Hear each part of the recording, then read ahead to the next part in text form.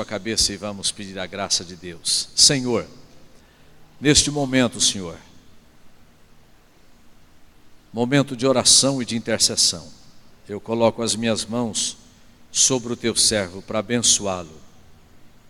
Que neste gesto simbólico sejam na verdade tuas mãos tocando a vida do pastor Pierre, e que ele seja agora revestido do alto, com unção de graça e de poder, e que os seus lábios falem no poder do Espírito Santo, e que os nossos corações sejam quebrantados, que nós sejamos agora objeto da ação direta da tua palavra. E a tua palavra diz, a Bíblia diz que a tua palavra é como o martelo que esmiuça a penha. Então quebra a dureza do nosso coração, tritura as nossas vidas nesta hora, Senhor. Fala conosco e trata conosco. Usa teu servo na força do teu poder. Dá-lhe porção dobrada do teu Espírito. Senhor querido, e agora eu te peço uma bênção toda especial para Francisca, para Maria Francisca, cuida dela. O Senhor sabe de tudo aquilo que está lhe fazendo sofrer. Senhor, levanta a tua serva daquele leito. Manda agora a tua palavra e ela será curada. Meu Deus, eu também coloco diante de ti, mais uma vez, a vida do André, do Godoy. Oh Deus, levanta teu servo daquele leito, que ele fique completamente restabelecido e que isso tudo seja tratativa tua para com a sua vida espiritual. Abençoa sua casa, sua parentela, sua família. Senhor, fica conosco, fala conosco, é a nossa oração em nome do Senhor Jesus. Amém e amém.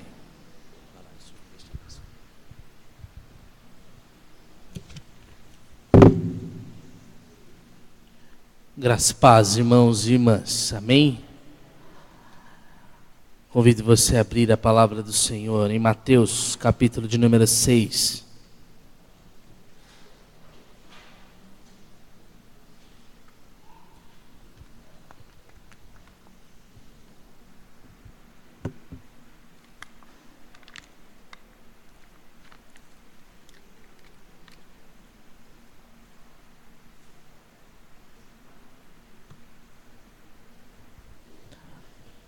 Evangelho segundo Mateus, capítulo 6, no verso 5 ao verso 8.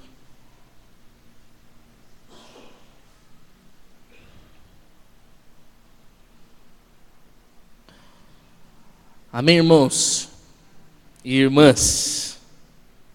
Diz assim a palavra do Senhor: e quando orardes, não sereis como os hipócritas, porque gostam de orar em pé nas sinagogas e nos cantos das praças, para serem vistos dos homens. Em verdade vos digo que eles já receberam a recompensa. Tu, porém, quando orares, entra no teu quarto e, fechada a porta, orarás a teu Pai que está em secreto. E teu Pai que vem em secreto te recompensará. E orando, não useis de vãs repetições como os gentios, porque presumem que pelo seu muito falar serão ouvidos. Não vos assemelheis, pois, a eles, porque Deus, o vosso Pai, sabe o de que tendes necessidade, antes que lhe o peçais. Essa é a palavra do Senhor para a nossa vida nessa noite, em o nome de Jesus. Nós tivemos um trabalho, como o pastor havia falado, e algumas lembranças me vieram à mente. Uma delas, a primeira vez que eu vim a Pirapozinho, e foi num trabalho também, eu não sei, não me lembro o nome do local, mas sei que tinha uma piscina lá, Senacom? Senal. E nós tivemos um trabalho à noite. E lembro-me que falávamos acerca dos nomes, significados dos nomes. Lembrei-me também com os jovens sobre o que falamos no domingo pela manhã. Trabalhamos a oração do Pai Nosso, texto subsequente a esse que nós lemos hoje. E à noite, eu falei aqui na igreja o capítulo 6 inteirinho de Mateus, e naquela oportunidade falávamos sobre ansiedade. Isso, não lembro nem quanto tempo atrás, mas veio à minha memória. E eu tenho repetido muitas coisas, porque eu creio em algo, eu creio que nós precisamos refletir mais sobre os assuntos, mesmo que eles já tenham sido trabalhados recentemente. Jesus não falou uma vez sobre o reino de Deus, a pregação dele era sobre o reino de Deus e toda a vida dele foi para o reino de Deus. Parábolas que enfatizavam o reino, mensagens que enfatizavam o reino. Esse é um discurso que enfatiza o reino de Deus, é o Sermão da Montanha, é o capítulo 5, 6 e 7 de Mateus. E o meu convite é que mensalmente você leia os discursos de Jesus, que não eram só discursos, não eram só palavras, eram palavras associadas à ação.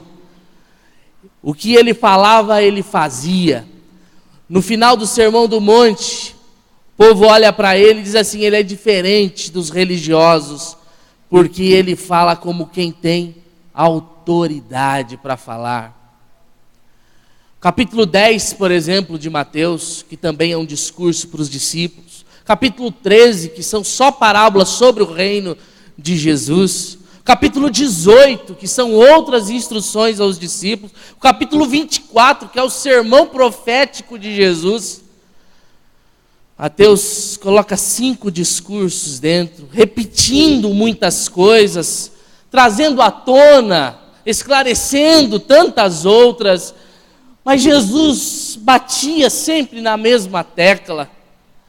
Eu fico a pensar que nos nossos domingos nós falamos e nós preparamos, e eu falo de mim isso, e a gente vem aqui e fala 3 pontinhos com outros 3 subpontinhos, e a minha cabeça, acho que está chegando a uma conclusão de que a gente não consegue guardar tudo, de que a gente não fica com aquilo na memória. Eu acho que, então, a didática do repetir e repetir, ela é uma pedagogia que tem que se estabelecer no nosso meio.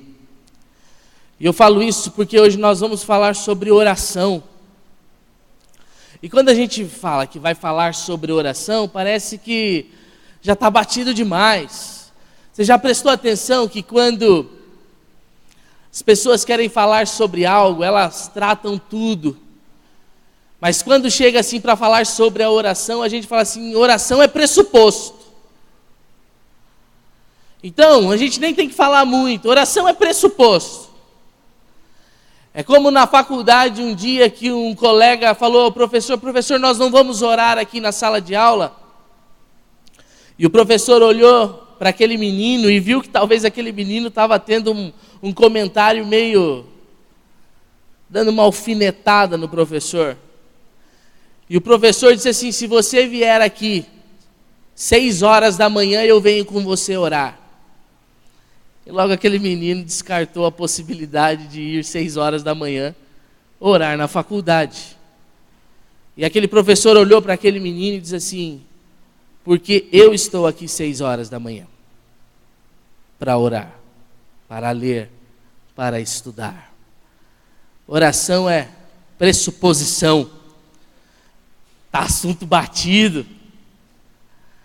Eu li um dia no livro, em um dos livros, que a gente tinha que parar de falar sobre oração, e quando a gente quisesse falar sobre a oração, a gente cessava os falatórios sobre a oração, dobrava o joelho e ia orar. Tão simples assim. No entanto, eu vejo que nós precisamos falar sobre ela. E esse texto que nós lemos vai falar sobre algumas coisas acerca da oração. E vai nos colocar 3 grupos. nesse texto que nós lemos, tem 3 grupos, muito bem claros.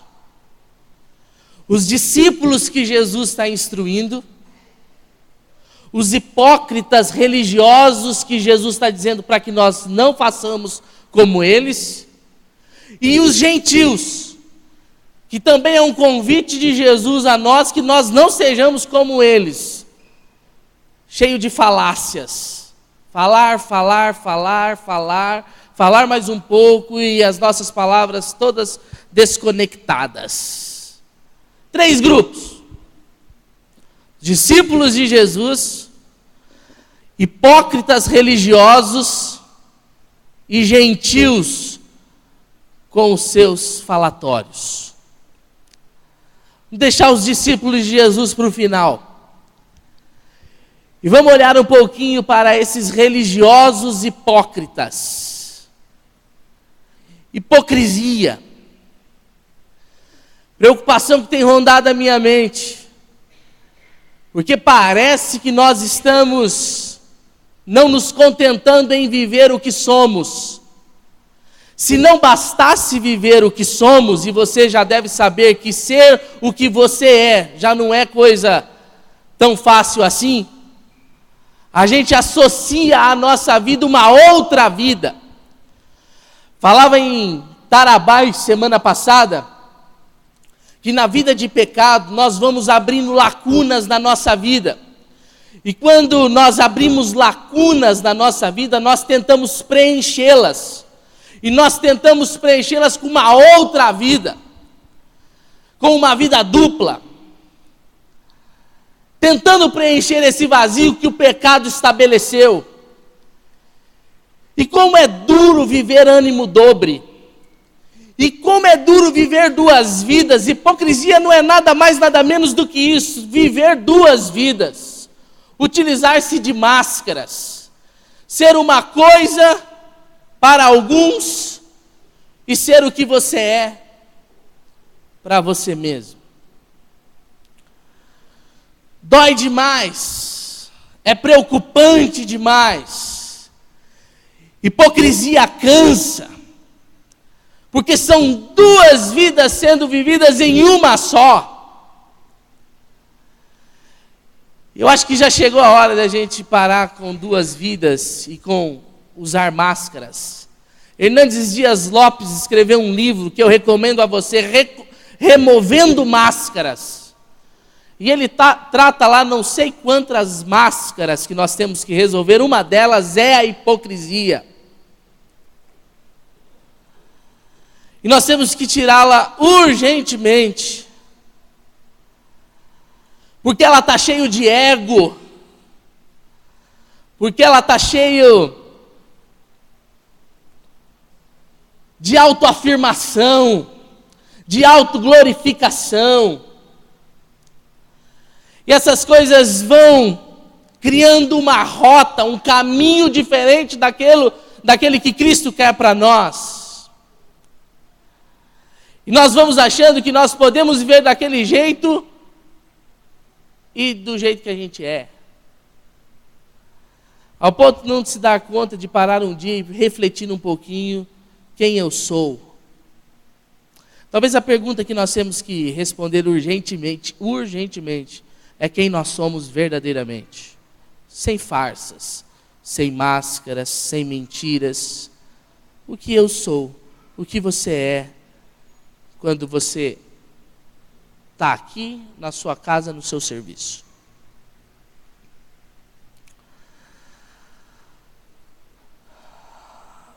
No processo da hipocrisia religiosa, uma coisa está muito bem decretada.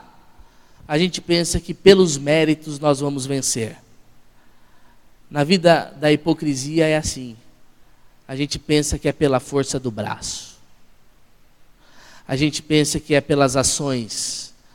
A gente pensa que é por o fazer, pela ação, que inevitavelmente tem que acontecer uma reação. Na vida da hipocrisia religiosa é assim, mérito. E na vida dos gentios? Gentios, para você entender, é um povo que não adora a Deus, adora deuses e falsos deuses. E a articulação deles não é de relacionamento profundo com esses deuses. Não é se relacionar, se entregar. Não tem relação familiar. Tem relação de compromissos, de regras, de fazer e ter que ter. E daí, a palavra que soa não são méritos, mas métodos. Na vida daqueles que adoram outros deuses, o problema não é mérito, o problema é métodos. Porque se eu fizer isso, vai dar certo. No contexto do texto diz que esses gentios tinham um método. E o método era falar, pedir.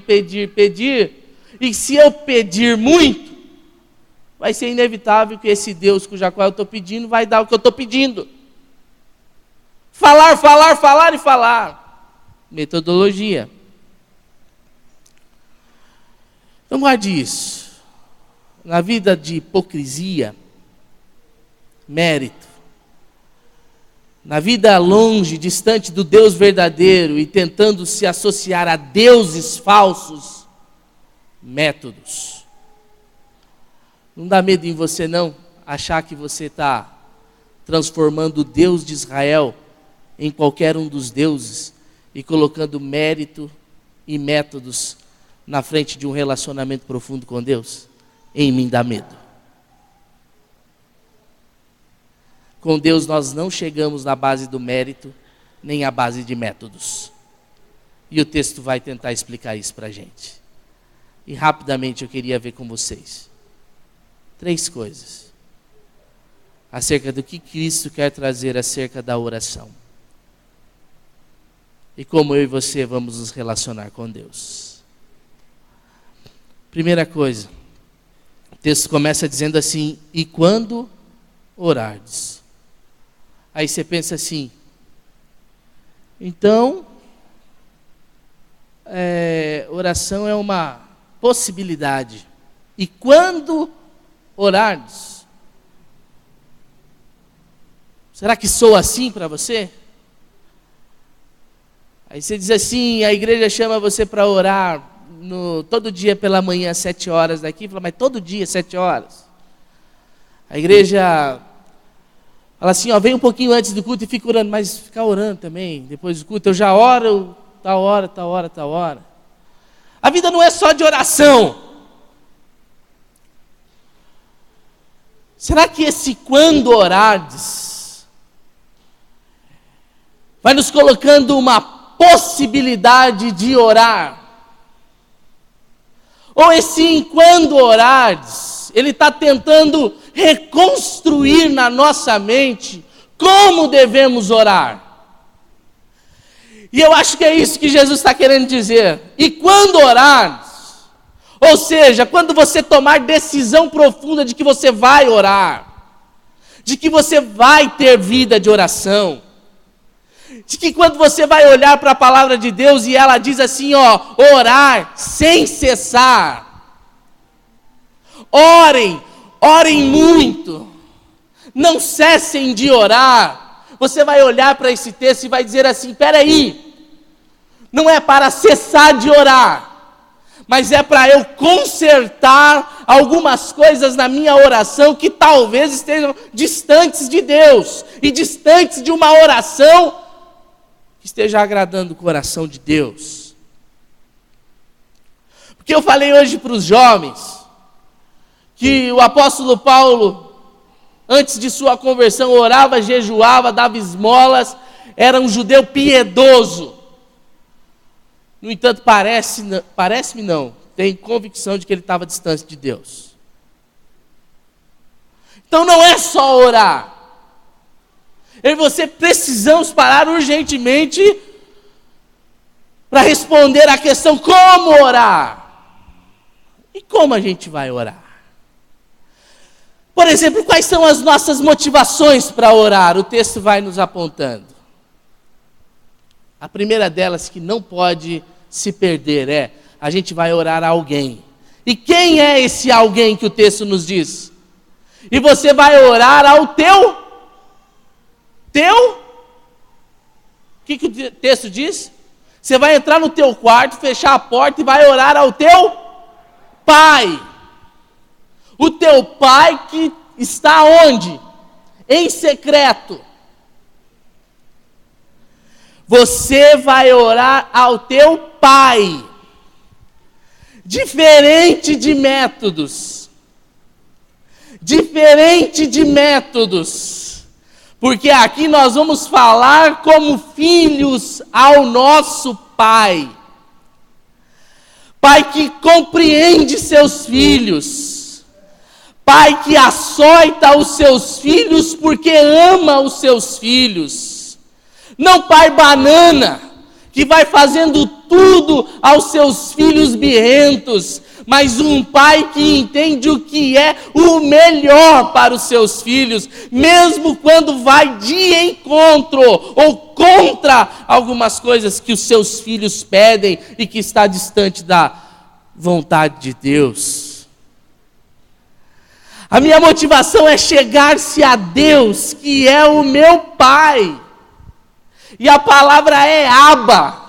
E a palavra expressa um bebê que chama a atenção do pai.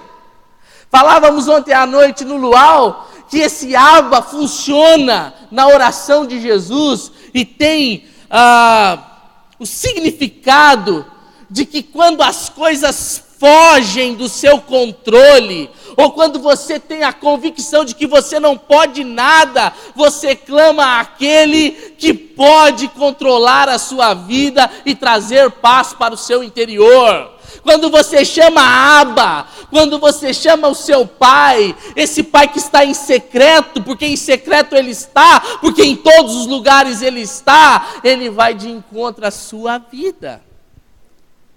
E a nossa oração é destinada a esse que é pai. Mas não só a este que é pai. Nós também temos dentro da oração a compreensão que nós temos recompensa desse pai. Porque o pai que está em secreto e te vê em secreto vai te recompensar. Agora ele vai te recompensar como? Como que ele vai te recompensar? E daí, eu tenho que associar essa palavra recompensa com o que ele diz acerca dos gentios. Porque o que ele diz, quando ele afirma para mim e para você não sermos como os gentios, cheios de falatórios, falando e pedindo, ele diz assim: você não precisa ficar pedindo e repetindo as coisas, porque o teu pai sabe o quê? Aquilo que você precisa. Então, a recompensa está associada a um Deus que sabe o que nós precisamos. Então, nós pedimos e descansamos na recompensa daquele que sabe do que nós precisamos antes que venhamos a lhe pedir. Antes que venhamos a lhe pedir. Então, no processo da oração, você ora ao seu pai. É familiar o negócio. E você ora ao seu pai, porque você tem convicção que esse pai vai responder. Quando e como? Você descansa. Porque ele sabe do que você precisa, antes que você diga alguma coisa. Aí você descansa na mão do Eterno. Mas por fim, qual é o centro desse texto? O que será que Jesus está querendo dizer? Religiosos hipócritas, gentios que pedem aos seus deuses, mudos, surdos, que têm braço e não apalpa. Os religiosos querem se mostrar mérito. Para os gentios, o muito falar, métodos. Como Jesus resolve isso? Jesus resolve fazendo um convite para você. Faz um convite para você e eu queria que você prestasse atenção nisso. Ele pede para que você entre no teu quarto. Sabe a vida do hipócrita? Que a raiz é de ator, aquele que está em cena. E você sabe que o ator ou a atriz, ele tem maquiagem, ele tem roupa. O pessoal do Jeová Nissi veio aqui, e eles fazem um trabalho belíssimo. Quem ficou aqui viu o tanto de parafernálias que eles tinham. Porque eles têm que se caracterizar. Mas eu digo uma coisa para você. Como é uma bagunça aquelas coisas. Aquilo é uma bagunça. O convite é para você entrar no quarto. Mas que quarto é esse? Seria o seu quarto onde você dorme? E você dobrar o joelho na sua cama? E lá ninguém está vendo você e você ora? Parece que o texto está nos chamando para uma compreensão ainda mais profunda que essa. Você pode dizer sim, não, é para o quarto, porque a gente fica o maior tempo no nosso quarto, a gente dorme lá e é no quarto e ninguém vê, e é lá que as coisas vão acontecer. Porque eu não quero que ninguém veja senão o meu Deus, porque eu quero não recompensa de homens, mas do Deus, Senhor, Criador dos céus e da terra. Mas eu acho que esse quarto tem mais coisas. Esse quarto, a gente vai compreender ele quando a gente vai para a língua grega e entende o que significa essa palavra quarto. A palavra é tameion. E tameion não é um quarto qualquer, é um porão. É a despensa onde você coloca todos os entulhos da sua casa. Deixa eu fazer uma perguntinha. Toda casa tem esse lugar, ou não? Na minha tem. Sabe aquele lugarzinho que você coloca as tranqueiras, que a esposa fala assim, joga isso aqui. Você fala, não, isso aqui um dia pode usar, não joga não. Tem esse quartinho? Tem aquele lugarzinho que você coloca as suas coisas, que já nem presta mais, mas afinal de contas, deixa aí. É aquela bagunça. É aquele quartinho que quando chega uma visita, você fala assim, ó, aqui eu nem vou abrir porque é o quartinho da bagunça. Não entra aqui não. Não vou nem abrir para você. Tameion é esse quartinho da bagunça. E eu acho que o que Jesus está querendo dizer é que eu e você não vamos entrar no nosso quarto bonito. Porque para mim esse quarto aqui não é um lugar geográfico. Para mim esse quarto aqui é um convite para a tomada de decisões na vida. Porque o convite de Jesus para mim e para você essa noite é para que nós entremos no tameion da nossa alma.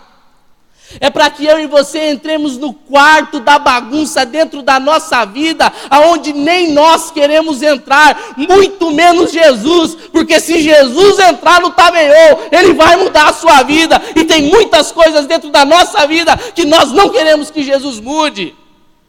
E no processo da oração do Deus que é Pai, do Deus que recompensa e do Deus que sabe antes que nós pedimos, eu e você temos que chegar a Ele, convictos de que nós escancaramos o porão da nossa alma, que nós escancaramos esse quartinho da bagunça, onde Deus tem que fazer uma limpeza urgente, porque está nos distanciando de Deus, está fazendo com que eu e você tenhamos olhos para a autoglorificação, para o palco, para o microfone, para a vida de status.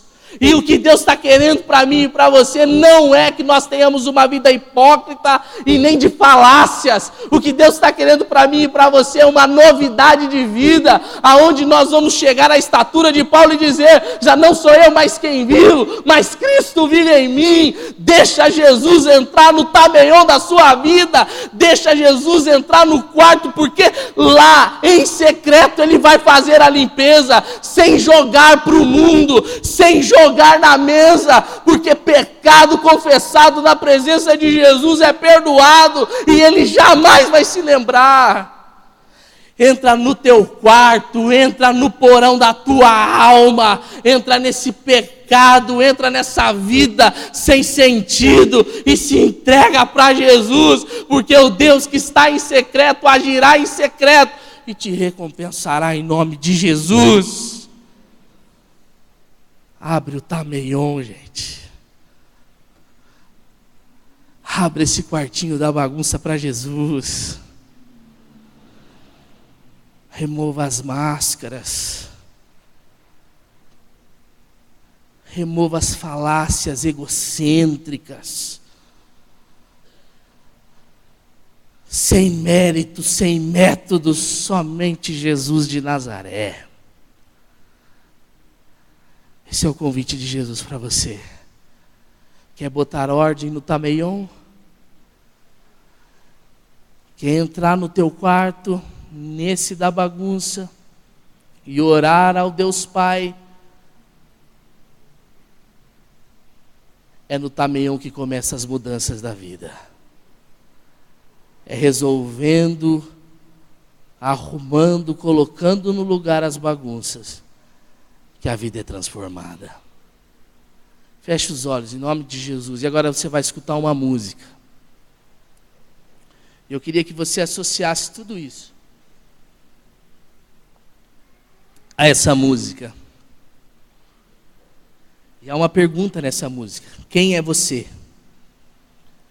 Preste bastante atenção em nome de Jesus.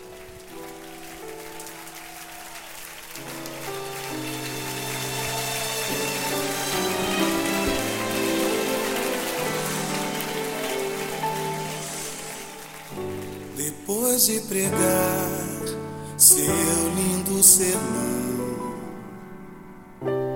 e de cantar a última canção, quando você volta pra casa e ninguém mais que você precisa impressionar está por perto, quem é você?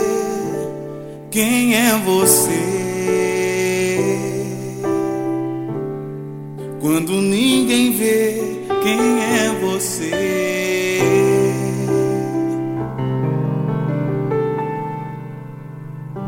Só você mesmo pode responder. Por trás da aparência, onde só Deus vê, bem no seu íntimo sombrio, sufocado e trancado a 7 chaves, maquiando teu vazio. Deus e o travesseiro sabem quem é você. Quando ninguém vê, quem é você? Quem é você? Quem é você? Longe do altar, o que Deus vai ver quando te sondar? Quem é você? Além de um domingo, depois das luzes, do discurso e da máscara. Quem é você? Quando ninguém vê, quem é você?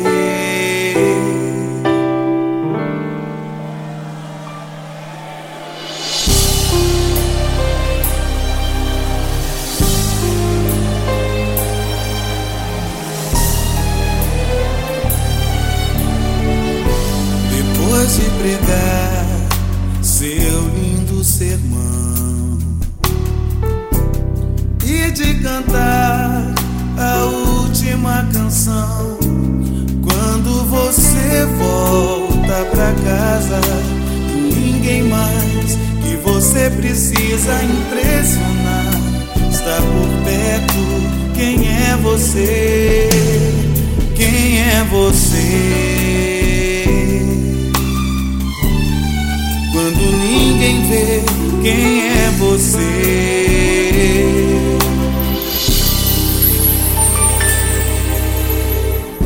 Só você mesmo pode responder. Por trás da aparência, onde só Deus vê, bem no seu íntimo sombrio, sufocado e trancado a 7 chaves, maquiando teu vazio. Deus e o travesseiro sabem quem é você. Quando ninguém vê, quem é você? Quem é você? Quem é você? Longe do altar, o que Deus vai ver quando te sondar? Quem é você? Além de um domingo, depois das luzes, do discurso e da máscara, quem é você? Quando ninguém vê, quem é você?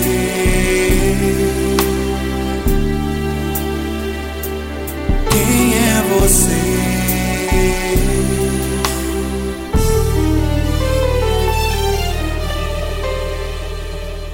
Senhor Jesus, santo é o teu nome, Pai. Pai, em nome de Jesus, abençoa-nos. Pedimos, ó Deus, queremos entrar nessa noite no quarto da bagunça da nossa alma e saber que o Senhor está conosco, faz toda a diferença, porque só o Senhor pode fazer uma faxina em nós.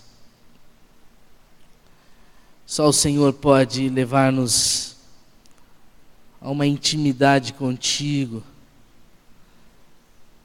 não na base do mérito, nem dos métodos, mas de resoluções para a vida. Pai, em nome de Jesus, fala com a tua igreja.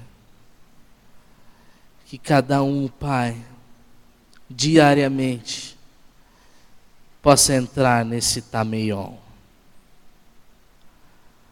Possa pegar a cruz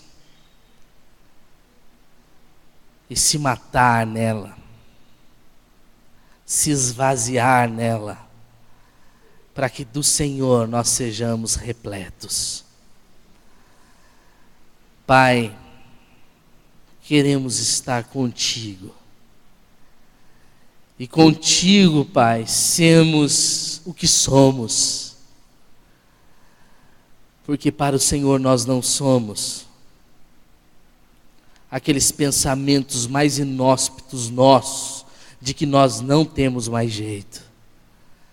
Na mão do Senhor nós somos o barro, Tu és o oleiro, faça o vaso novamente para a Tua honra e Tua glória. Leva o Teu povo debaixo da Tua graça e que cada um aceite o convite de entrar no quarto, estar contigo, falar contigo, ser recompensado por Ti, ser agraciado pela sua soberania, que tudo sabe, que tudo vê, que tudo escuta. Em nome de Jesus que oramos, Pai. Amém e amém. Que Deus abençoe as nossas vidas, em nome de Jesus. Vamos colocar em pé, irmãos e irmãs. Meu desejo é que essa noite fique guardada na sua memória e você reflita sobre ela. E o meu desejo também é que essa semana seja abençoada na sua vida, cheia de graça, cheia de misericórdia pelo Deus vivo.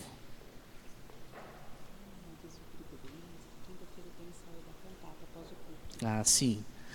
Quinta-feira haverá ensaio do Ebenezer, após o culto. Então, o pessoal do Ebenezer, os irmãos do Ebenezer, venha no culto quinta e fique após o culto para o ensaio, em nome de Jesus. A paz do Senhor, irmãos. É o seguinte, eu estava ali e o pastor ministrando a palavra sobre oração. E eu quero convocar o pessoal dos casais aí, o pessoal que tem se reunido. Sexta-feira, 8 horas aqui na igreja. A gente vai se reunir para orar pelo encontro de casais.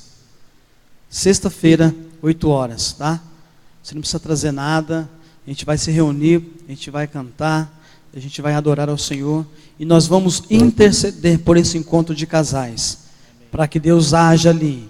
Para que pessoas que estiverem ali, que não conhecem a palavra, possam ser impactados com a palavra de Deus. Então, sexta-feira, os casais, aqui na igreja, 8 horas da noite. Amém. Abençoe. Vamos orar então, pedindo a graça de Deus, em nome de Jesus. Pai, derrame sobre nós o teu amor. Pai, derrame chuvas de bênçãos sobre nós. Somos-te gratos por tudo que o Senhor tem feito.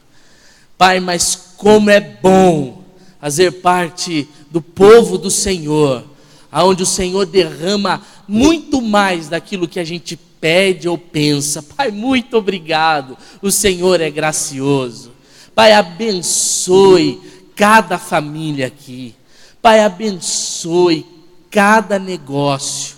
Abençoe, Senhor Jesus, o trabalho de cada um.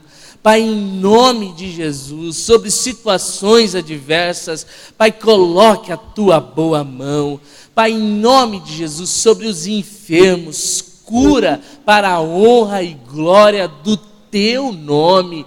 Pai, nós clamamos em nome de Jesus.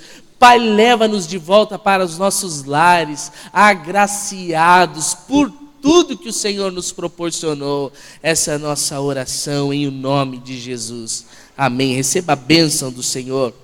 Que a graça do nosso Senhor e Salvador Jesus Cristo, e que o amor de Deus, e a comunhão e consolação do Espírito Santo, seja com a vida de cada um de vocês, da família de vocês, não só hoje, mas para todos sempre.